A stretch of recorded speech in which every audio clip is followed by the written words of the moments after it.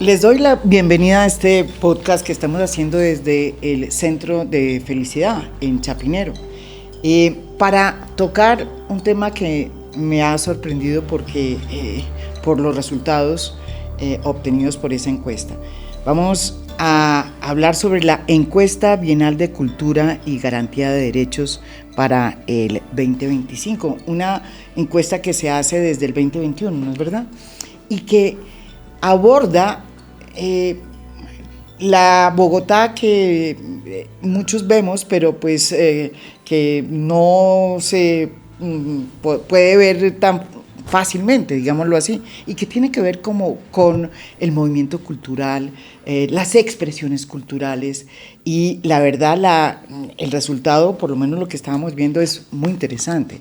Hay un orgullo, por ejemplo, de Bogotá, y sobre todo hay gente que está contenta porque hay muchas oportunidades culturales, gastronómicas, por ejemplo, pero además de eso, pues hay cosas muy interesantes en materia de movilidad, en materia de espacio público y en materia de, por ejemplo, de conducta cultural, ¿no?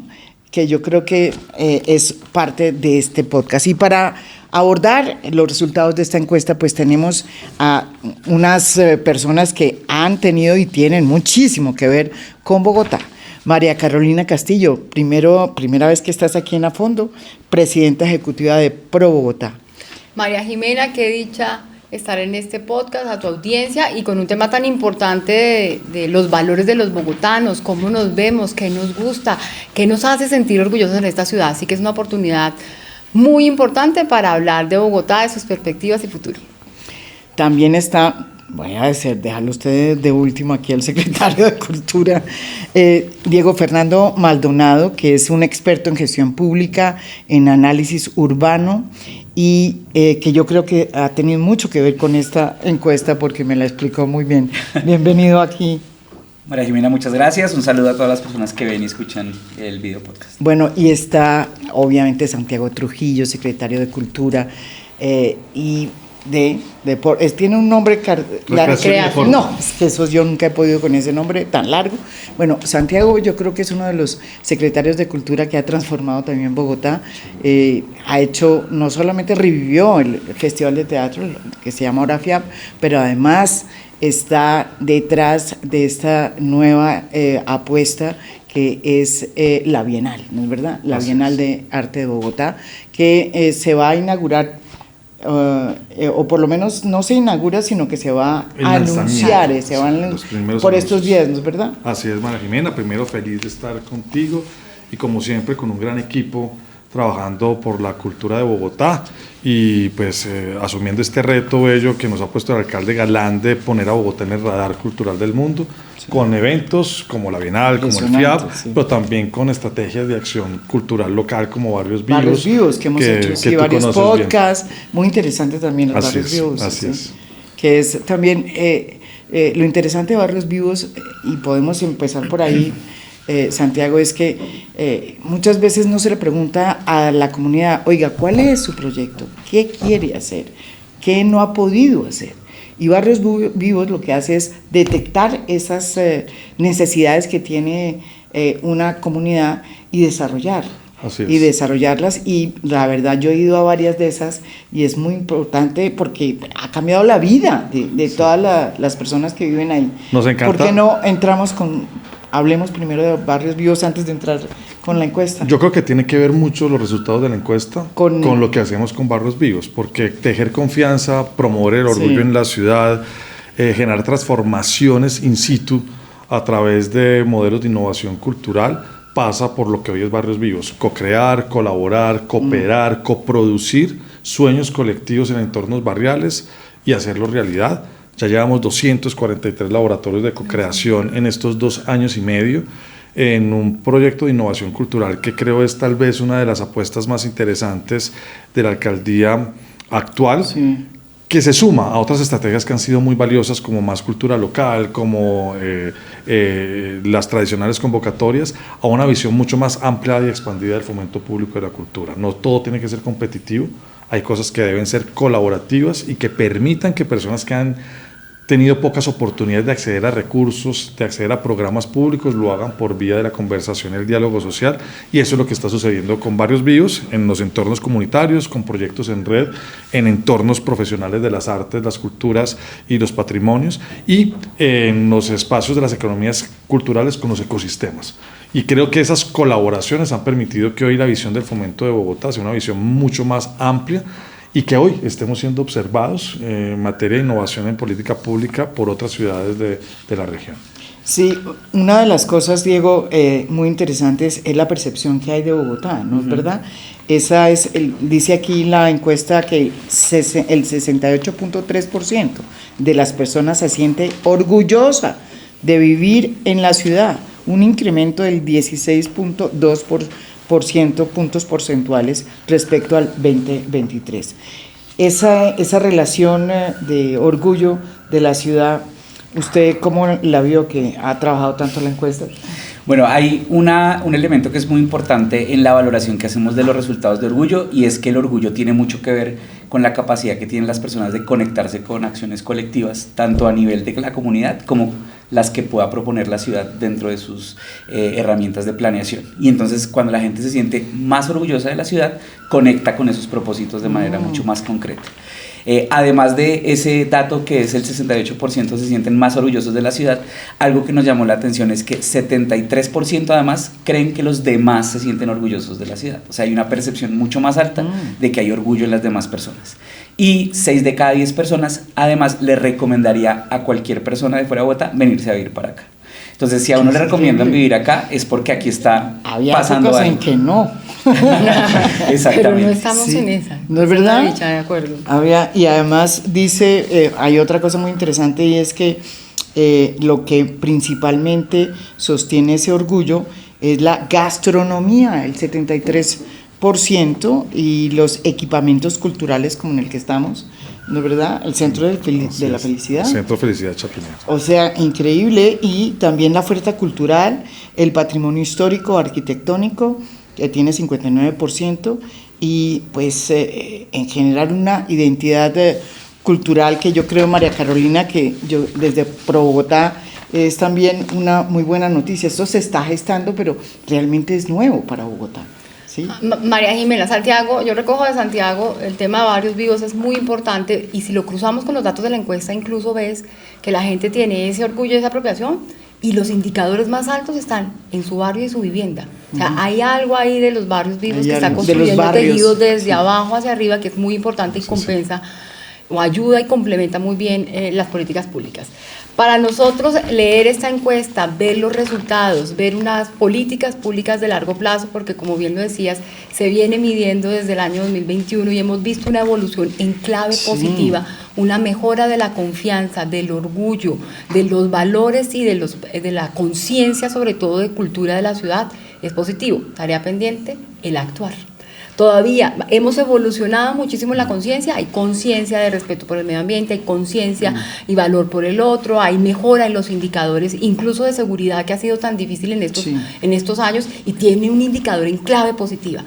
Y nos falta un poquito el comportamiento. Entonces, toda esta política pública que jala Santiago y que tenemos que lograr que sea lo más integral posible, como lo viene liderando la ciudad de Bogotá, necesitamos transformar el comportamiento ciudadano. ¿Cómo damos el salto? Entonces, aprovechamiento de residuos sólidos. Es un ejemplo maravilloso donde todos somos conscientes que reciclar 90%, pero según voy a la encuesta. Decir, a mí me sorprende un poco aquí en la encuesta que ese tema, que yo sí creo que es un problema de Bogotá todavía, de acuerdo, que no tenga un indicador más positivo. Que tiene un indicador positivo también. Pero dime. Entonces, soy consciente, y entonces soy consciente, 90% de las personas dice que hay que tener buen manejo de los residuos sólidos, pero no todas reciclan. Entonces, ¿cómo damos el paso para que se dé el cambio comportamental? Ahí está tal vez el reto más relevante.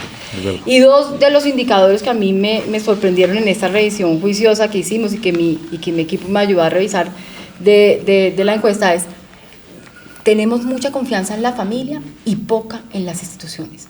¿Cómo damos el paso? Mire aquí, voy a dar ese dato que me sorprendió. Dice: para 2025, el 21.9% de las personas en Bogotá cree que los impuestos se invierten totalmente en la ciudad, un aumento del 7.7 respecto al 2023. Y dice, ¿dónde está que vimos el 21%? Ya, que la confianza es muy poca. Así es, que se están invirtiendo en el bienestar colectivo. Pero sí, ¿cuál es? ¿Cuál es esa? No la veo. Diego nos lo explica. Diego, por favor, porque yo me la leí todo y ahora no me la encuentro, pero que tiene mucho que ver con lo que dice María Y Carolina. antes de que Diego dé el número, justo es María Jimena, y estamos viendo obras, estamos viendo transformación. Pero la confianza es creo que del 21.7 al 31,5. Y no logramos que la gente confíe en la institucionalidad. Entonces, ¿qué nos hace falta? Porque tenemos desplegados, hay un gobierno además que hace una rendición de cuentas hoy acompañado por los mecanismos digitales, vemos una participación creciente a través de mecanismos digitales, un esfuerzo grande del gobierno distrital en penetrar eso, y sin embargo la gente sigue teniendo desconfianza. Entonces, ahí hay algo que estoy segura que Santiago y Diego ya nos contarán, con innovación en participación y jalado mucho por la nueva mirada a la cultura, que podemos acompañar, y un rol del sector privado. Entonces, cuando preparábamos esto, es que la cultura y jalar la cultura no solo le toca al distrito. Pues entonces, ¿qué nos corresponde a nosotros? Y tú me decías, y esto para Bogotá va a ser muy importante, pues por supuesto que es muy importante, y cómo logramos articulación de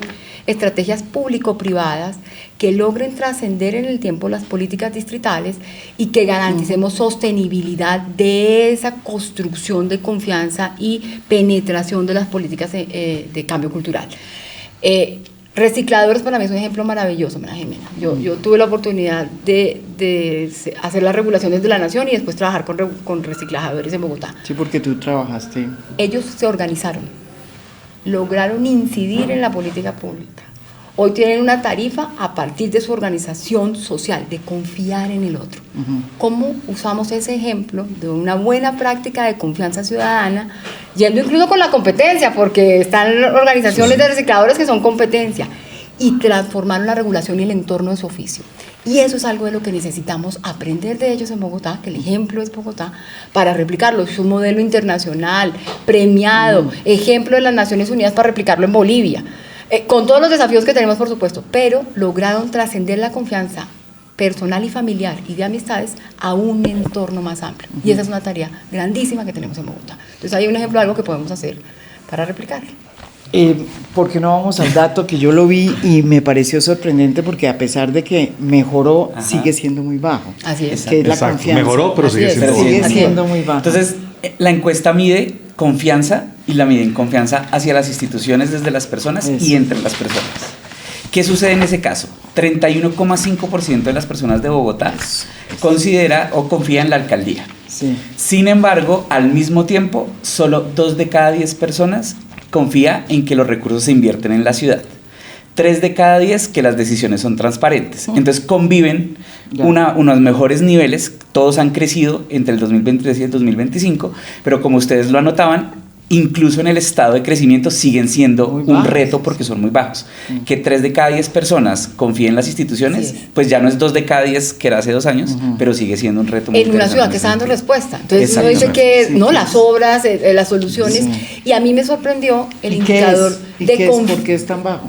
Yo creo que en parte es trámites, en parte es tan difícil todo es, ¿no? La tramitomanía, la gestión, yo creo que hay algo que dificulta. El tráfico.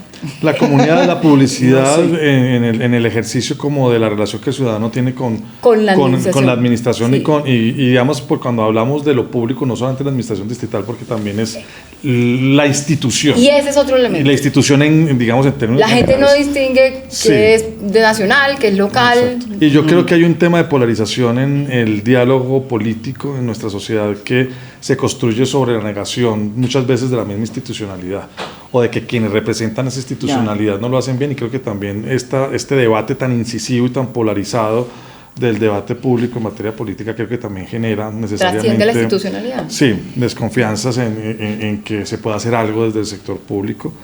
Y pues bueno, yo creo que estas cifras, como cualquier encuesta, son para tomar análisis desde distintos vectores, desde distintas variables.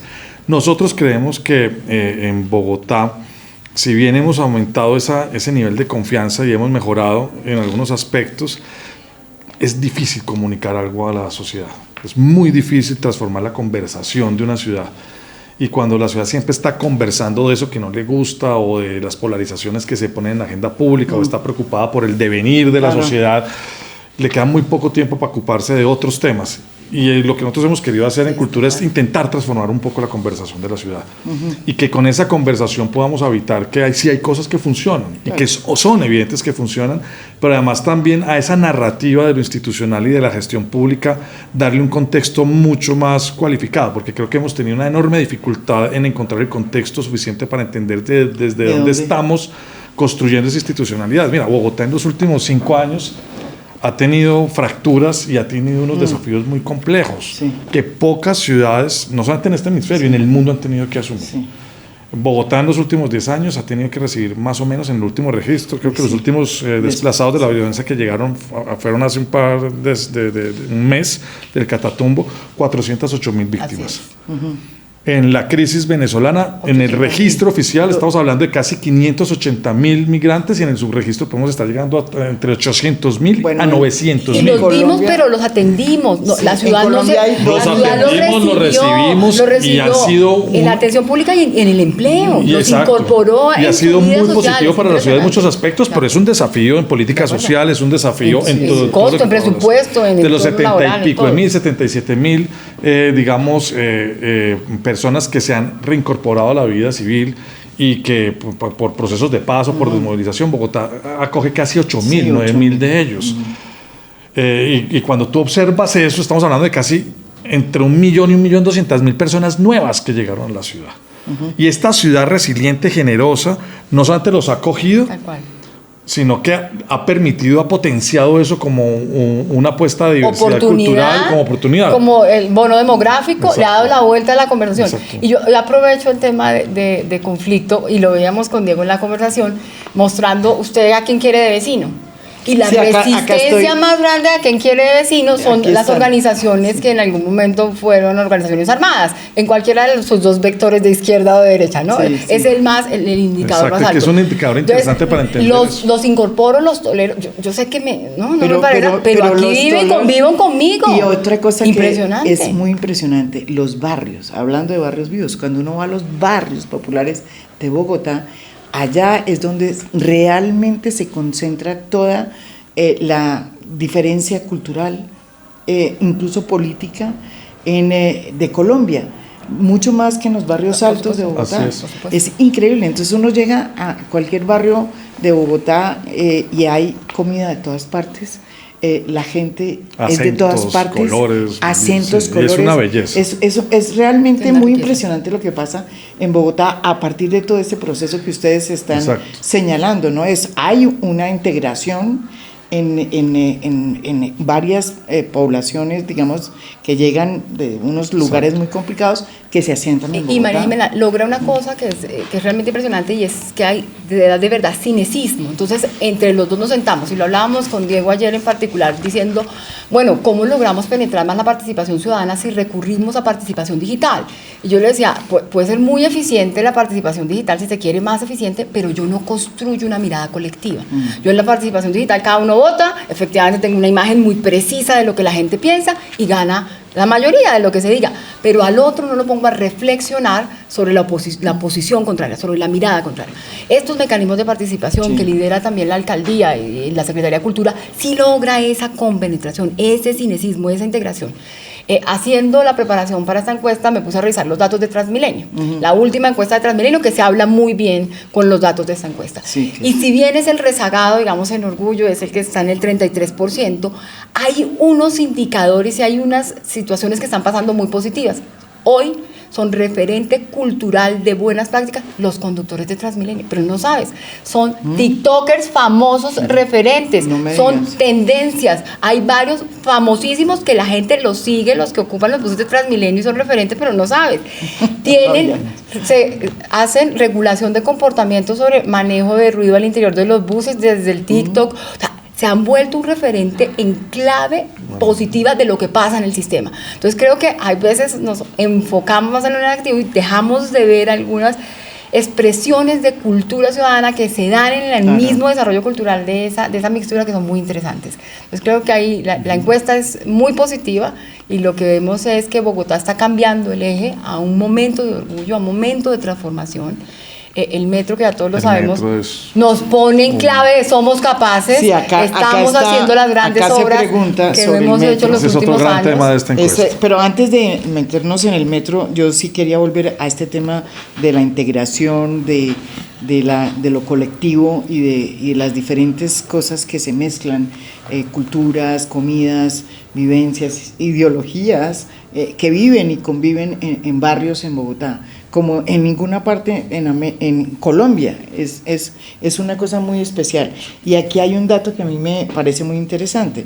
Mientras la confianza interpersonal sube, al mismo tiempo las creencias ligadas a la cooperación son un reto. Ajá. ¿Por qué no nos explicas para 2025? El 78.2% de las personas dice que participar en su comunidad es importante para generar cambios. Es interesante, ¿no es verdad? Sí, somos una cultura exacto. individual y tú miras el indicador de participación y le preguntan, ¿usted por qué participa?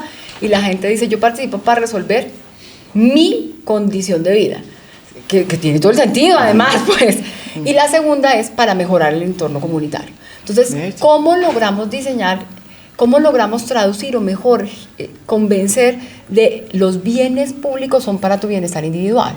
Ahí tenemos un reto grande, ¿cierto? Porque la gente ve los bienes públicos como una cosa ya que no es de nadie y no me va a ayudar a mí tanto y tal vez ahí no me toque participar. No, el bien público contribuye también a tu calidad de vida.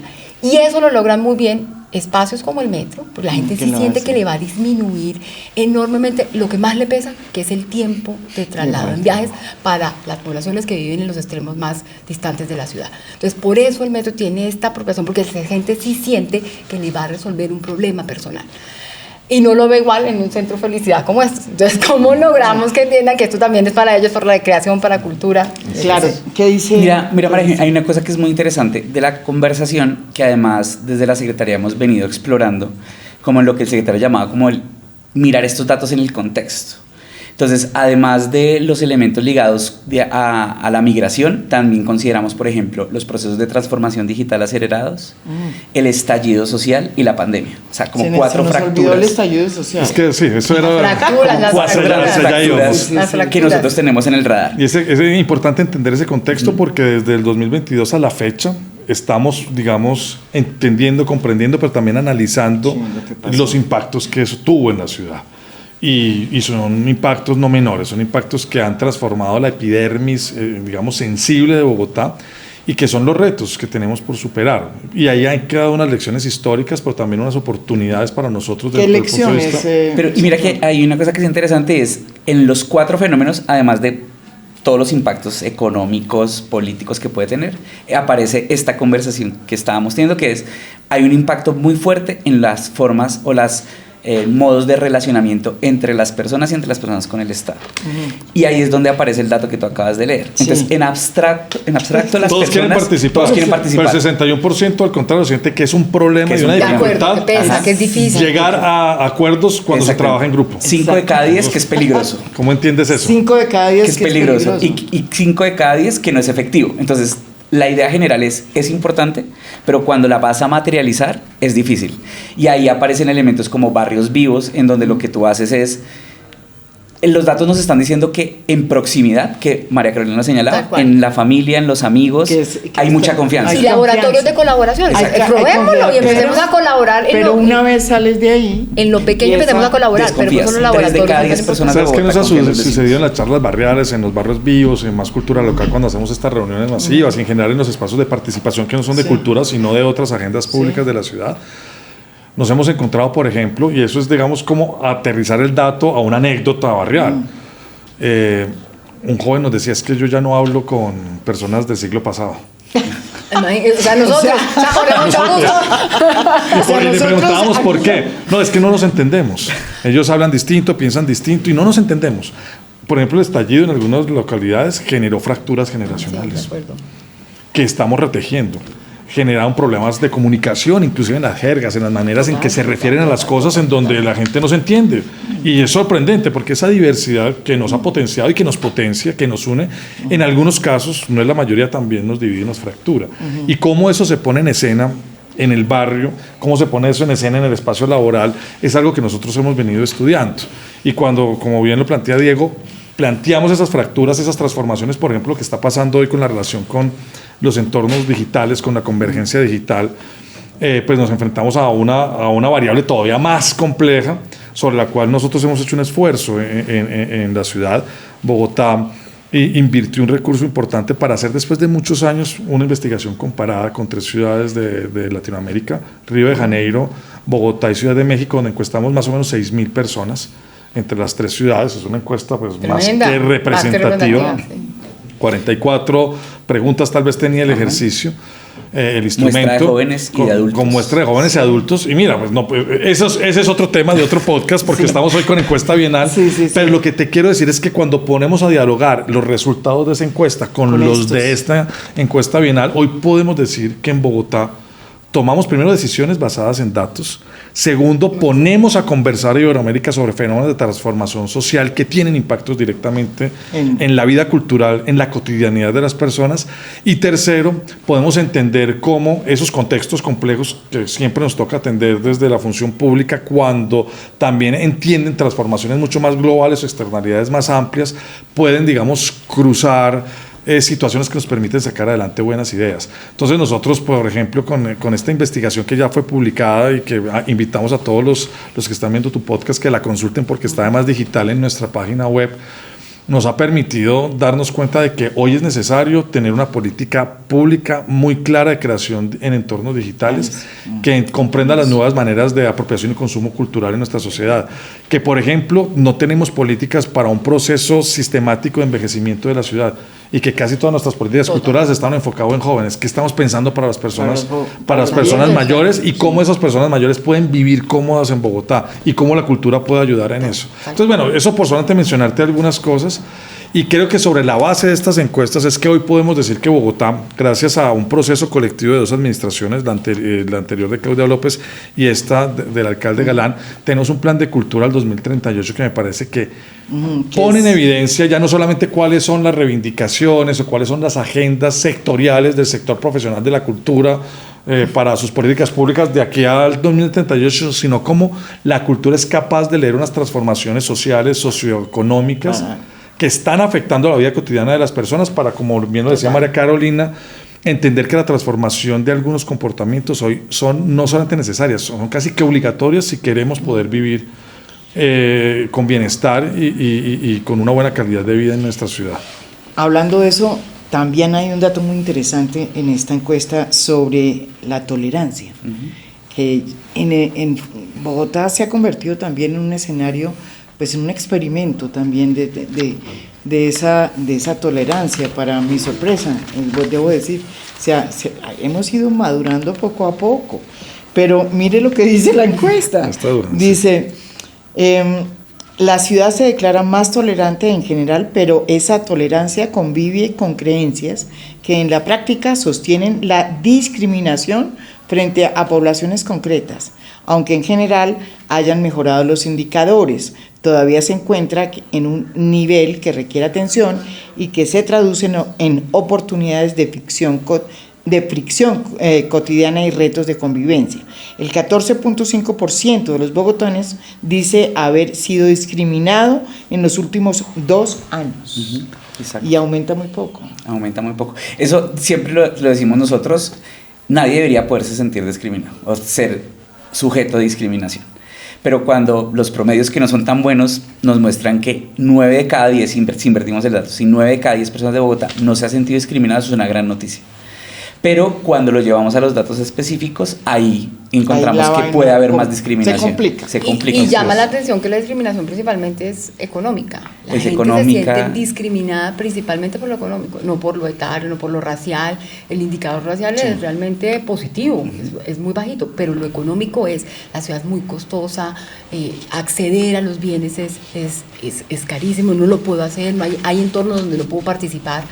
Entonces, mejorar el espacio público, estos servicios desde el Estado como estos dotacionales de semejante valía y nivel, los megacolegios, las megabibliotecas, el esfuerzo enorme que hace la Secretaría de Cultura por hacer festivales públicos gratuitos para todos. Cada mes hay una oferta cultural de gran nivel, pues ayudan a que esa discriminación asociada a la capacidad adquisitiva se mitigue un poco en la sensación de los ciudadanos, porque ese es un dato que sí es crítico, y esta administración y en particular el alcalde Galán ha hecho una tarea impresionante en pobreza. Nosotros veíamos el indicador de reducción de pobreza entre el 24 y el 25. Sí. Sacaron 250.000 personas de la pobreza en Bogotá, y el indicador se explica principalmente por acceso a la salud y a otros bienes públicos. O sea, el esfuerzo es enorme. Lo que se ha hecho desde la Secretaría de Integración y todos de compensar lo que la nación ha dejado de hacer para mitigar pobreza, pues claramente se ve en esta encuesta reflejada, porque ese es algo que le pesa mucho al bolsillo del ciudadano, el costo de vivir en la ciudad. Entonces, lo que se puede hacer ahí pues, es muy relevante para mitigar ese indicador de discriminación. Hay otro indicador que tiene que ver con, dice aquí, el 40.1% de las personas cree que las personas pobres son más propensas a cometer delitos. Sí, sí. Hay la estigmatización todavía. Correcto, justamente por ese elemento. Ahí hay un tema todavía muy activos. De acuerdo. Y el 43.5% aprueba los castigos físicos para educar a niños y niñas. Exactamente. ¿Qué genera? 43.5%. Sí, a mí esa cifra me sorprendió. Es altísimo. Yo nunca me dije que fuera tan pues alto. Mire lo que le estoy leyendo. El 44.3% considera que las personas infieles merecen un castigo. Lo que es que no preguntamos qué castigo. ¿O sí? No, pero es tremendo. Y óigame este dato, y 43% cree que la mujer que se deja maltratar es porque le gusta. Eso es absolutamente... No, en género tal vez todavía tenemos son cifras que nos tienen que preocupar. El tema de género es delicado en la encuesta. No, pues ahí hay una cultura patriarcal que todavía se... Y sobre todo el efecto que tiene eso en la vida cotidiana. Entonces, si para una persona, si una persona puede convivir con alguien o cree que una mujer se deja maltratar, pues es más propenso a efectuar el maltrato y justificarlo. O sea, encuentra justificaciones para ese comportamiento que no queremos. Entonces, lo que hacemos con la encuesta es entender cuáles son esas creencias que al final pueden apalancar un comportamiento sobre el cual nosotros no queremos que en la ciudad se exprese. Hay otros adicionales que no sé si los quieres leer. No, exactamente. Pues estaba leyendo, sí. Dice, la segregación también aparece en algo tan cotidiano como elegir vecino.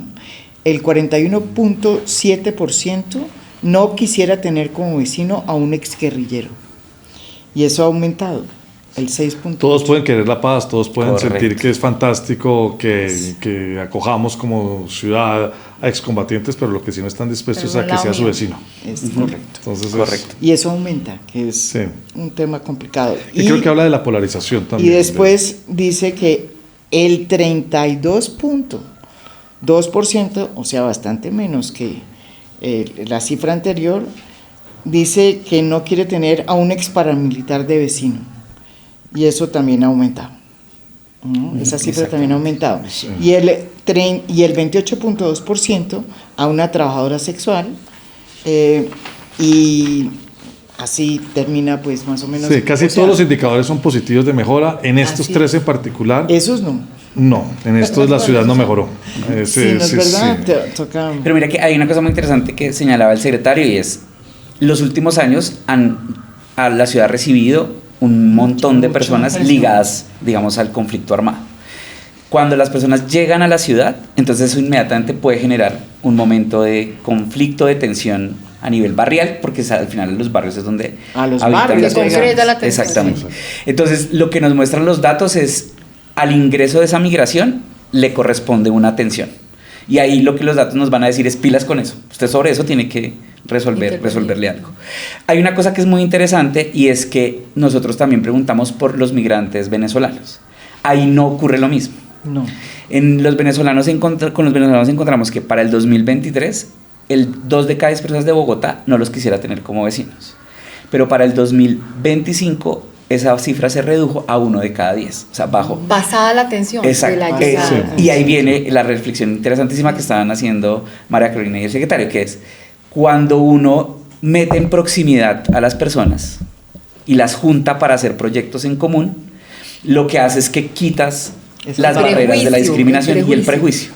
Y por eso barrios vivos o iniciativas que son, nosotros lo llamamos como transformación cultural situada, que es entender, la ciudad tiene un relato general muy positivo, pero tiene un relato más negativo en lo cotidiano. Entonces hay que ir a donde está lo cotidiano, al parque, al barrio, al espacio comunitario, a la historia. Las historias que se están a memoria de los barrios. Esos territorios es una maravilla, es una belleza. Entonces rompes la barrera y al romper la barrera ves la mejora en la estadística.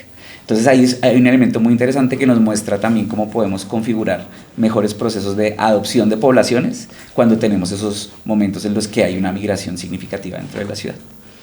En materia de seguridad, ya que estamos contigo, hay un dato que me sorprende mucho. Seguridad siempre se ha medido a través de Bogotá, ¿cómo vamos? Que es lo que yo me acuerdo, ¿sí? ¿O no? ¿O estoy mal? Pero ellos aportan unos datos. Ayudan a medir percepción. ¿No es verdad? Sí. Es la percepción. Sí. Y esta me parece interesante porque dice el 61.3% señala que el consumo de sustancias psicoactivas o drogas como una situación conflictiva en su entorno, y eso ha ido en aumento. Y el 61.5% menciona a vecinos y visitantes que parquean en sus andenes o frente al garaje de los demás. Y el 55.8% reporta que sus vecinos no recogen el excremento de sus mascotas. Entonces mira, ahí hay un elemento que para nosotros es muy interesante, y es que hay una medida de la seguridad que son los delitos de alto impacto, los 11 delitos de alto impacto, donde están homicidios, hurtos, etc. La ciudad igual en eso ha mejorado enormemente porque 9 de los 11 han mejorado en los últimos años. La percepción general de seguridad también ha mejorado, a esa le pasa lo de la confianza, y es que estaba muy alta, ahora está mucho mejor, pero sigue siendo significativamente alta. Pero nosotros con esta encuesta descubrimos otra esfera de la seguridad, que es la de la convivencia. Hay un asesor de la Secretaría que se llama Jorge Melguizo, que tiene una frase que a mí me gusta mucho, y él dice que lo contrario a la inseguridad no siempre es la seguridad, sino puede ser la convivencia. Entonces, la convivencia, cuando uno encuentra muchas fricciones cotidianas como el consumo de sustancias, como que me parquean al frente, como no recoger el excremento de los perros. Esto me parece sorprendente porque nos vuelve una metrópoli normal. Exacto. Pues es que los desafíos antes eran complicados. Pero lo que está poniendo Diego sobre la mesa es súper importante, María Jimena, porque lo que hemos visto es que efectivamente hay una caída de la participación de la criminalidad organizada, en particular en homicidios. De 10 homicidios, 4 tienen que ver con convivencia y 6 con organización. 4 con convivencia, eso es altísimo. Y cogimos el listado de las llamadas al 123 e hicimos el ejercicio de depurar la cantidad de llamadas, y la mayoría es por convivencia, por ruido. Entonces tenemos unos desafíos enormes en convivencia tremendos que hay que ver cómo intervenimos, porque hacia allá están migrando los indicadores grandes de seguridad en la ciudad. Como cualquier ciudad, y es mucho más difícil de gestionar, ¿no? Entonces hay una reincidencia, veíamos en ese llamado del 123 que hay una sola vivienda de la que llamaron 127 veces el año pasado. 127 veces. O sea, ahí hay que hacer una intervención social y de otro tipo.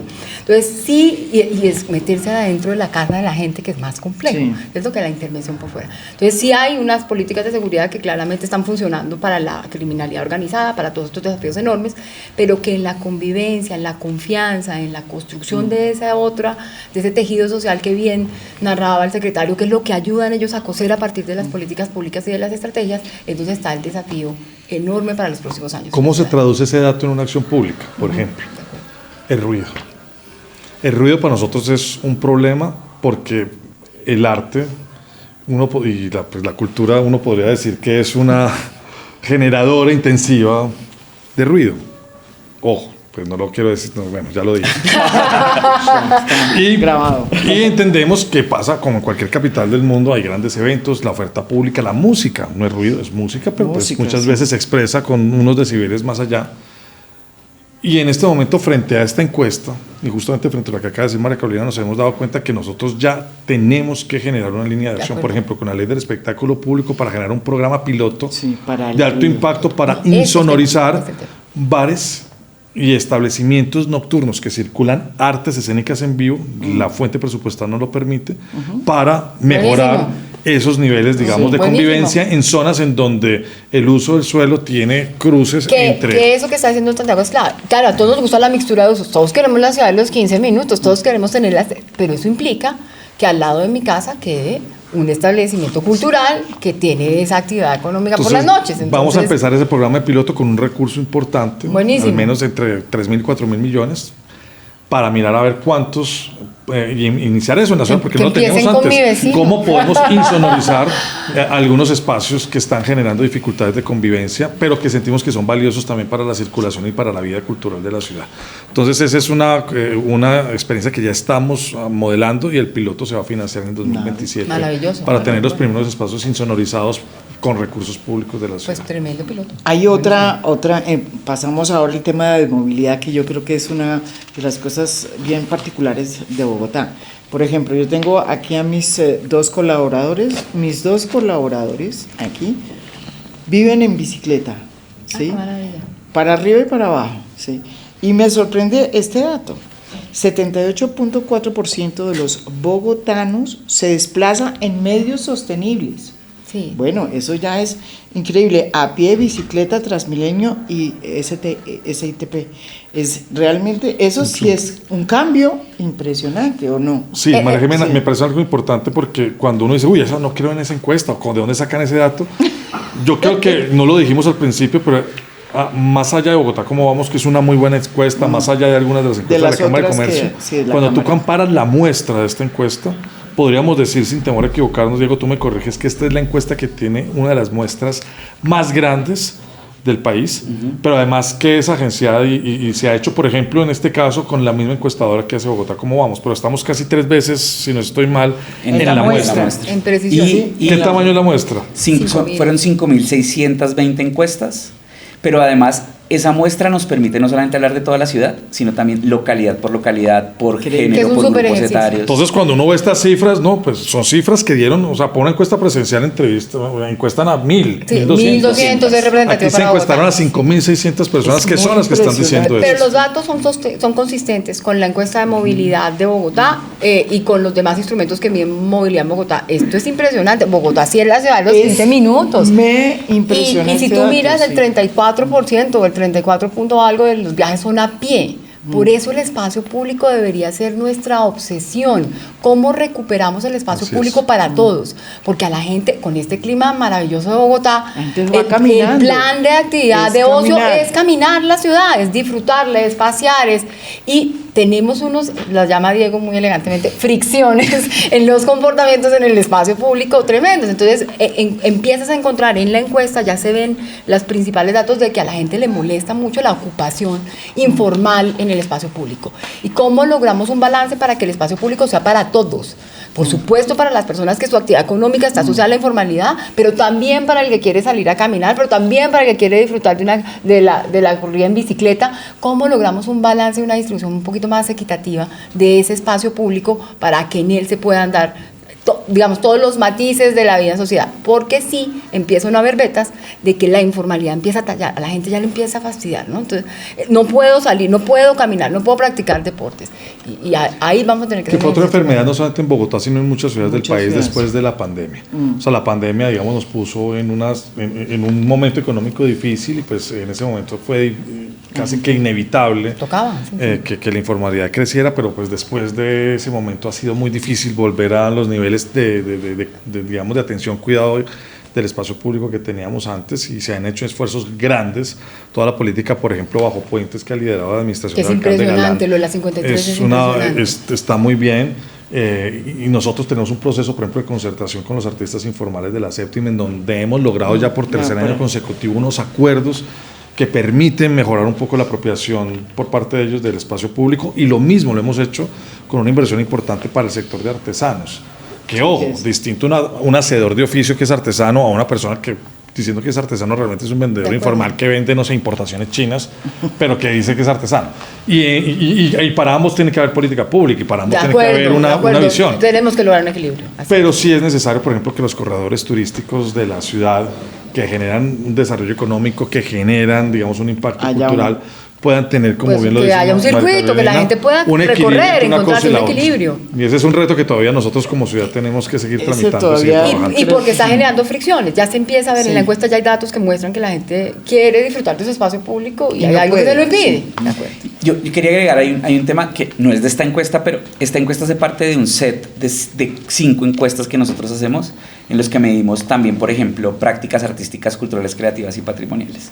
Y ese es un dato ahí medio chiva, pero es que en Bogotá la segunda práctica que los ciudadanos y ciudadanas establecen como patrimonio es pasear en la calle, caminar en la calle. Increíble, ¿no? Es que el clima es divino, es perfecto para entonces, caminar. eso es muy importante porque lo que acaban de mencionar María Carolina y el secretario es, ahí hay una vinculación emotiva y muy poderosa que tiene la ciudad, las personas con su ciudad, y ahí ya la conversación no es solamente relacionada con la política, digamos, de aprovechamiento y apropiación, sino que ya entra el patrimonio de la gente a jugar un rol muy importante, y cómo también podemos nosotros, desde esa perspectiva, hacer que la ciudad se ocupe, se habite, se transcurra, y pues en este concepto más de derecho a la ciudad que se pueda ejercer. Y que tiene un impacto de salud mental y en convivencia, volvemos al punto de convivencia. Yo vivo en un apartamento pequeño de 40 metros, tengo 2 hijos chiquitos, el espacio público para mí es un espacio de relación, de extensión, de aire, parques, ¿cierto? Necesito los parques, necesito poder disfrutar y no que estén ocupados, que sean un espacio también agresivo. Entonces, por eso es tan importante equilibrar ese uso del espacio. Y por último, pues está el metro, que es esta pues gran obra que todos esperamos algún día poder montar. 2028 va a tiempo. Bueno, ahí estoy viendo que hay una demora en una estación, pero espero que eso se solucione rápido. ¿No es verdad? Seguramente íbamos a tener para el momento que es preciso el metro. ¿Qué dice el metro como símbolo de la ciudad? Pues mira, 3 cosas nos permite dar la encuesta. Porque voy a decir una cosa, el Transmilenio está un poco demediado, dicen por ahí. Nosotros y lo usa todo el mundo, pero... Nosotros tenemos una investigación sobre el Transmilenio, pero entonces déjame te hablo del metro y te cuento del Transmilenio. Entonces, la encuesta dice 3 cosas que son muy interesantes. Así como tú, hay 7 personas más en Bogotá, o sea, 7 de cada 10 personas de Bogotá dice que usaría el metro cuando entre en funcionamiento. 53% hoy, aún con la obra en proceso de finalización, se siente orgullosa del metro. Y 7 de cada 10 considera que es una obra necesaria. O sea, puedo no sentirme orgulloso, pero creo que es necesaria y me montaría. Y eso aumenta. Y me montaría. Y cuando tú lo ves por localidades, que es muy interesante, tú ves un fenómeno clave que es las personas que tienen ese orgullo, que declaran quererlo usar y que lo ven como necesario. Incluso los niveles más altos de esos 3 elementos los encuentras en localidades por donde el metro es impresionante. No en Suba, y eso es muy no lo veíamos, es impresionante, maravilloso que Suba esté diciendo, me siento orgulloso del metro, que no va a pasar por mí, no me va a resolver. Eso nos pareció. Y eso nos habla que el metro no es solamente una obra pensada desde el transporte público, sino es una obra que engancha procesos de transformación de una ciudad que como que se logra, y además todos sabemos que es la mayor promesa incumplida que tiene esta ciudad. Es correcto, sí. En el tiempo, en 1958 fue la primera vez que apareció la noticia. Vamos a tener metro. Sí. 60 años después, ahora sí vamos a tener el metro, y cuando la ciudad se cumple su promesa incumplida, es como esta ciudad sí es capaz de hacer además obras de esa envergadura. Yo tengo una imagen que el otro día conversando también con el equipo de María Carolina, yo les decía, hay una imagen que a mí me parece que es muy importante, que es cuando la gente saca su celular para tomarle una foto a las pruebas. O sea, como si fuera la Torre Eiffel, ¿no? La Capilla Sixtina. Exactamente. Es maravilloso. Es que uno no le toma una foto si hay una a cualquier cosa, le toma necesidad fotos a algo que quiere atesorar. Una promesa incumplida. Exacto. Y es algo que quieres atesorar y por eso lo guardas en tu dispositivo móvil. Entonces, eso para decirte que creo que el metro tiene una función además mucho más potente que el simple medio de transporte. Y frente a Transmilenio, nosotros estamos haciendo todo un esfuerzo junto con la empresa en el marco de un trabajo conjunto. Ahí estamos midiendo y les comparto 2 datos que a nosotros nos han sorprendido. 8 de cada 10 personas de Bogotá ven a Transmilenio como su patrimonio. Como en clave positiva. Como patrimonio. Y 5 de cada 10 confían en las personas de la empresa. Entonces, cuando María Carolina decía que los conductores son un nuevo referente urbano, es impresionante. Eso es tal cual. Y además confían en el sistema como medio de transporte. A nosotros nos sorprendió porque la conversación pública es Transmilenio es... De los no usuarios. Entonces nosotros que no somos usuarios del sistema somos los más críticos del sistema. Yo tenía la oportunidad, y lo hablaba ayer con mi equipo, yo quería traer esa conversación y me parece maravilloso que Diego y María Jimena la hayan traído. Porque hay una cultura al interior del sistema propia. Tú no sabes lo que la gente adora el sistema porque le permite hacer la mudanza de su casa, llevar el colchón en el sistema de transporte público. Y eso les parece que no tiene valía. Los vendedores ambulantes transportan su carro, que es su oficina, ¿cierto?, en el transporte público. Y hay un arraigo y una apropiación con el sistema que nosotros no vemos porque nosotros lo vemos desde afuera, no somos usuarios. Diarias para miles de personas. Y para ellos es una solución increíble. Parte de los indicadores que salen en la encuesta que más genera inseguridad y percepción del sistema de transporte público es la inseguridad asociada incluso a los que lo usan. Y uno de los indicadores críticos que hay en la encuesta es los habitantes de calle. Y yo decía, el valor del sistema es que es inclusivo. Qué maravilla que sea útil para los habitantes de calle. Claro, eso tiene una externalidad en otro sentido, pero qué maravilla que sirva para los habitantes de calle. Entonces, nosotros tenemos que ver a Transmilenio desde nuestra percepción de no usuarios y no como lo percibe el usuario. Y una cosa que es importante es, nuestra tarea en este momento es lograr que no se haga esa fractura. De acuerdo. Que no haya el usuario del metro que es el usuario más civilizado. Es el mismo sistema. Pero además es el mismo sistema, pues. Sí. Y pertenece a una misma estrategia y se articula el uno con el otro, y con la Secretaría de Movilidad hemos planteado como urgente que la ciudad comprenda eso, digamos, como esta multimodalidad, esta articulación, además la posibilidad de que, entiendo, pues no soy experto en el tema, pero escucho por supuesto a mis colegas, me gusta mucho aprender de ellos, que pues esta es de las pocas ciudades, no solamente en Colombia, sino en Sudamérica, que con un solo tiquete puede... va a poder interoperabilidad. En Transmilenio con todo. Todos los... Y los bogotanos a veces, porque no lo conocen o porque no lo comparan con otras, no valoran el esfuerzo económico, logístico, técnico que eso implica para la ciudad y el beneficio directo que tiene para ellos. Entonces creo que eso es lo que nosotros con Cultura Ciudadana, a través del acuerdo que tenemos con Transmilenio y que tenemos con el metro y que tenemos con movilidad, queremos seguir comunicando, porque creo que no podemos, digamos, seguir habitando prejuicios que están muchas veces como conducidos por también polarizaciones muchas veces políticas, y más bien entender que lo que hoy tenemos es un patrimonio, como lo consideran hoy la gran mayoría de los bogotanos, y que es un patrimonio que no son 2 o 3, no, es un sistema de transporte que se moderniza, que tiene un metro, que este alcalde, y esto sí no tiene que ver con la encuesta, pero pues me corresponde decirlo porque pues represento aquí a la administración del alcalde Galán, ha hecho un esfuerzo técnico, constructivo, ingenieril sin precedentes.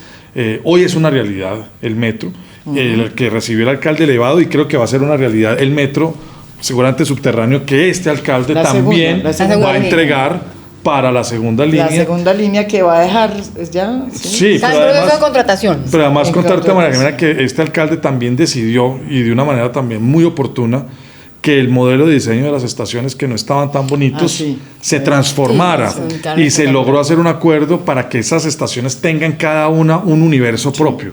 Y lo más bello, y eso sí tiene que ver mucho con nosotros, es que cada una de esas estaciones va a ser un museo a cielo abierto.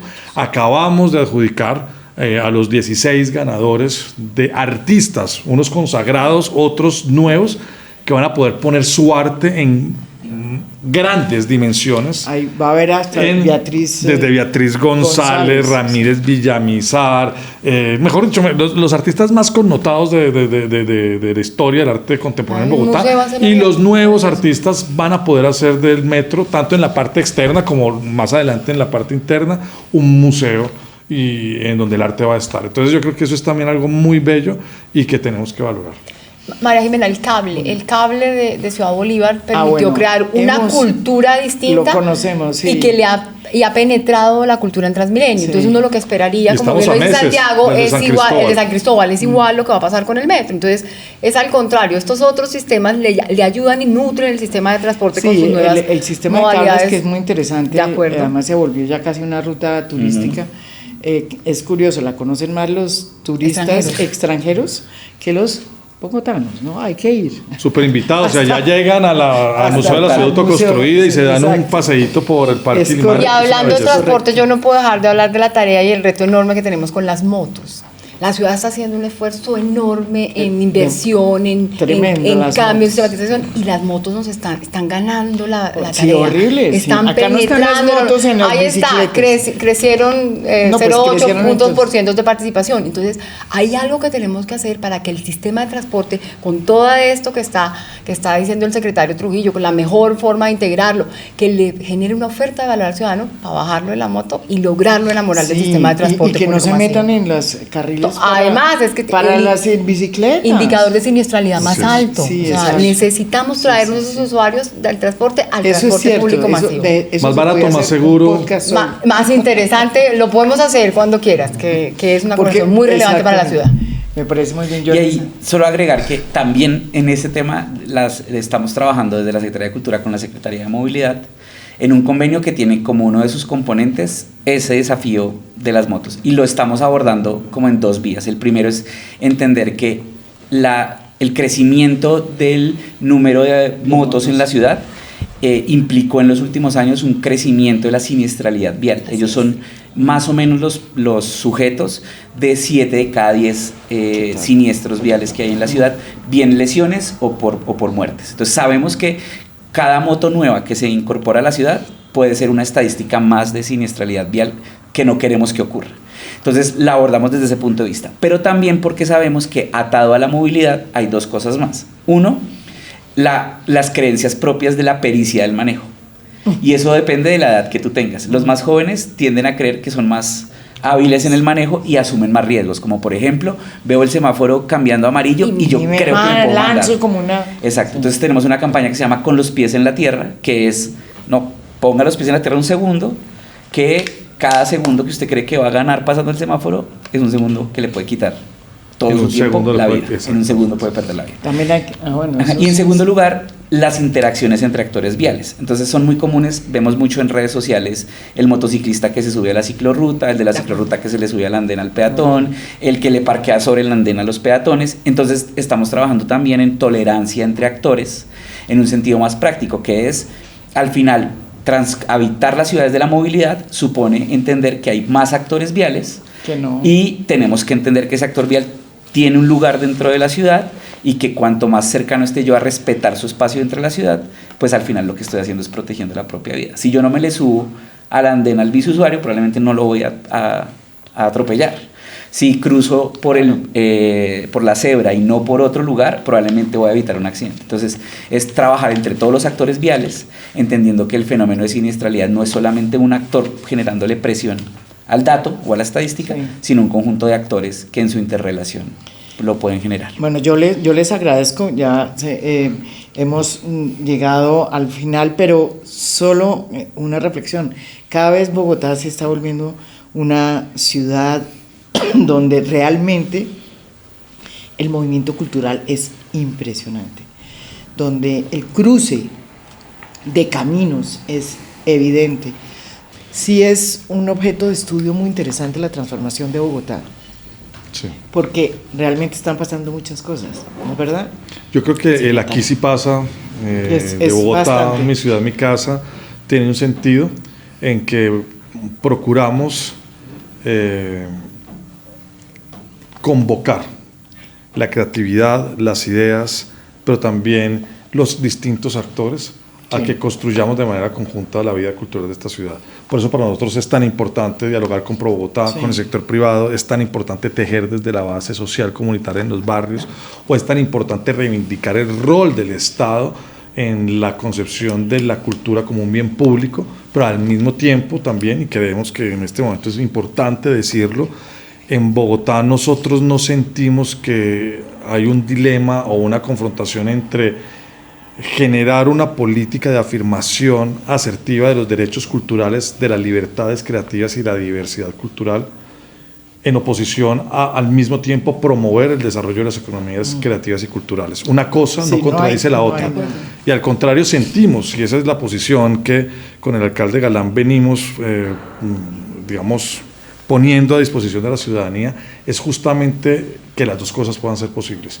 Esta ciudad trajo al Estéreo Picnic de nuevo a Bogotá, fortaleció y le dio garantías y seguridad jurídica a una cantidad de empresarios para que hicieran de esta una de las capitales de los más grandes eventos con la circulación de los más grandes artistas, y al mismo tiempo generó un proyecto de compensación, por ejemplo, de exención del impuesto predial para las salas de teatro, o generar procesos de acción de fomento comunitario a través de más cultura local o de barrios vivos, o por ejemplo algo que es muy importante, vamos a entregar al menos 2 y en construcción 7 equipamientos en el borde centro y suroccidental de Bogotá, que es el corredor que tiene las brechas más importantes y más dolorosas de equipamientos culturales en la ciudad. Y todo eso lo vamos a hacer ¿con qué? Con recursos del Fondo Parafiscal de la Ley del Espectáculo Público. Todo lo que nos ayuda a producir en la ciudad, toda esta emergencia de grandes eventos culturales, lo compensamos por vía de esa política en sectores vulnerables que necesitan hoy espacios para la circulación del arte y la cultura. Y creo que si se quiere, ciclo virtuoso de acción colectiva entre el sector público, el sector privado, el sector social, es el que hace hoy que Bogotá sea un modelo de estudio de muchas otras ciudades de Iberoamérica, y que también hoy seamos tenidos en cuenta por ellos como una ciudad líder en materia de política cultural. Yo espero, ojalá, voy a estar el 18 y el 19 en Lima peleando por una nominación, y me encantaría darles esa chiva, porque seguramente que ser capital iberoamericana de la cultura en 2027 de la Unión de Ciudades Capitales de Iberoamérica. Y hoy vamos a dar, no sé cuándo salga el podcast, pero hoy que lo estamos grabando, vamos a hacer un anuncio muy importante que cuando salga el podcast seguramente ya lo he hecho. Entonces aprovecho y te doy la chiva a ti, María Jimena, pero acabamos con el señor alcalde de oficializar una alianza con la ciudad de Sao Paulo, que será ella con su Bienal, la Bienal de Sao Paulo, la ciudad invitada de honor a la segunda versión de la Vogue 27. Entonces hoy la gente quiere trabajar con Bogotá, toda Iberoamérica quiere asociarse con nosotros. Tenemos eventos que desde hace mucho tiempo no tenían una cooperación activa de la cooperación internacional del sector privado. La sola Bienal, la primera versión, tuvo 65 entidades, instituciones, empresas que apoyaron a la ciudad en ese propósito. Vendimos en el FIAP 56.800 boletas, gente que decidió pagar por ver teatro. Pero además de eso tuvimos 30 eventos gratuitos, en donde multitudinariamente llenamos la Plaza Santa María y la Plaza de Bolívar. Pasamos de las administraciones anteriores a tener un gran espectáculo de Navidad a tener 3 que triplicaron el trabajo cultural y que además desconcentraron y descentralizaron la gran fiesta de la Navidad, con esos 3 grandes espectáculos y 300 actividades esparcidas en la ciudad. Y con eso me puedo quedar aquí diciéndote más cosas, pero creo que eso ha sido posible, primero porque hay un plan de desarrollo y un alcalde que comprende el valor de la cultura, segundo porque hay un equipo como lo voy a decir, no soy un poquito caricaturesco, pero creo que son momentos para decirlo, adultos responsables tomando decisiones, que a veces no pasa, desafortunadamente, en todas partes. Y tercero, hay un ecosistema cultural con una vitalidad y con una capacidad de acción que hace que hoy Bogotá, como tú lo dices, sea un ejemplo en materia de acción y gestión cultural en esta región del mundo. Muchas gracias. A ti. Muchas gracias.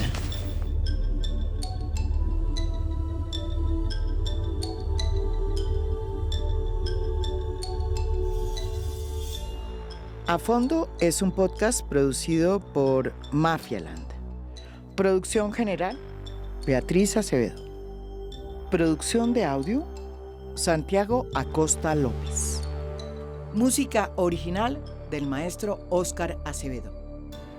Nos pueden escuchar también en mi canal de YouTube. Gracias por escuchar. Soy María Jimena Duzán.